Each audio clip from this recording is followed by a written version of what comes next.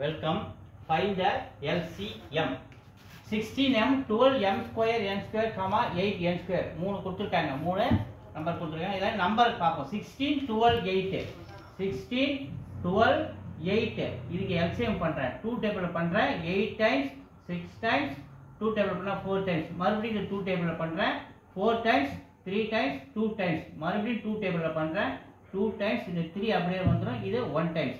இப்போ இது common factor கிடையாது, அப்படியே விட்டுறோம். 2 2s are 4, 4 2s are 8, 8 2s are 16, 16 3s are 48.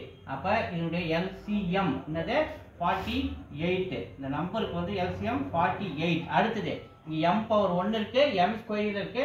இங்க காமன் இல்லாட்டாலும் நம்ம இதை எடுத்துக்கணும். அப்ப m1 பவர் m ஸ்கொயர், இதுதான் பவர் அதிகமா இருக்குது, அதை எடுத்துக்கணும். அடுத்தது n ஸ்கொயர் காமனா இருக்குது, ஒரு n ஸ்கொயர் நம்ம எடுத்துக்கணும். இதுதான் 48 m ஸ்கொயர் n ஸ்கொயர். இது என்னுடைய ஆன்சர்.